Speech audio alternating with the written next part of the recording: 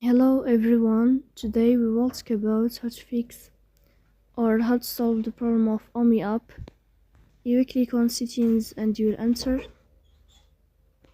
Here in this page, you will click on apps, default apps, app settings. Then here in this list, you will search about OMI app and you will click. Then we click on first stop and you will click OK. Here you will enter to the window of storage. Then we click on clear cache.